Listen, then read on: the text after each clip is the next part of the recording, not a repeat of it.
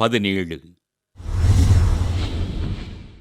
புனித ஆல்பர்ட் கிமியோலோஸ்கி.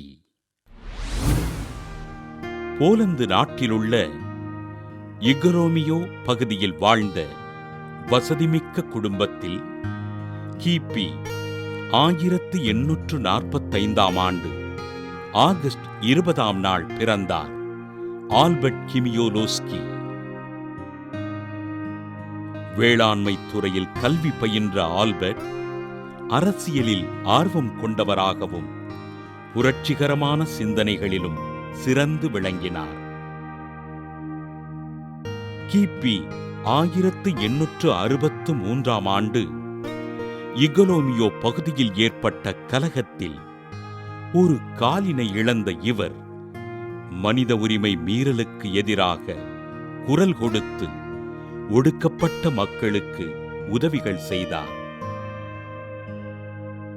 ஓவியக் கலையில் தீராத ஆர்வம் கொண்ட ஆல்பர்ட் ஆண்டவரின் பணிகளை செய்வதற்கு விருப்பம் கொண்டு கிபி 1887 ஆண்டு ஆகஸ்ட் 25 பிரான்சிஸ்கன் 3ஆம் சபையினில் சேர்ந்து அருட்சகோதரராக அருட்பொழிவு பெற்றார். எளிய மக்களின் முன்னேற்றத்திற்காக தன்னை அர்ப்பணித்துக் கொண்டு இறைப்பணிகள் செய்த அருட்சகோதரர் ஆல்பர்ட் ஆல்பர்டைன் என்ற இருபால் துறவற சபையினை தொடங்கி எளிய மக்களின் வாழ்வின் முன்னேற்றத்திற்கான பணிகளைச் செய்தார். ஆண்டவர் இயேசு பாவிகளை மீட்டெடுப்பதற்கும் மனித பண்புகளை வளர்த்தெடுப்பதற்கும் மண்ணில் வந்தார் என்று அறிக்கையிட்ட அருட்சகோதரர் ஆல்பர்ட் தன் வாழ்நாள் முழுவதும் எளிய மக்களுக்கு தன் வாழ்வினை அர்ப்பணித்தார்.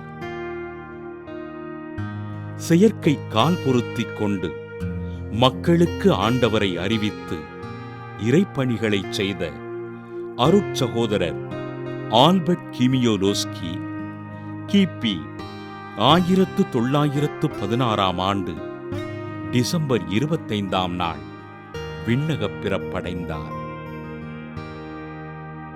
ஏழை மக்களின் வாழ்வின் முன்னேற்றத்திற்காக பாடுபட்டு ஆண்டவரின் பணிகளைச் செய்த அருட்சகோதரர் ஆல்பர்ட் கிமியோலோஸ்கி அவர்களை திருத்தந்தை 2ஆம் ஜான் பால் அவர்கள் 1989 ஆண்டு நவம்பர் 12 புனிதராக உயர்த்தினார். புனித ஆல்பர்ட் கிமியோலோஸ்கி திருவிழாவினை கொண்டாடுகின்ற நாம் அவர் நிறுவிய ஆல்பர்டைன் துறவற சபையின் வளர்ச்சிக்காகவும் அதன் பணிகளுக்காகவும் ஜெபிப்போம்.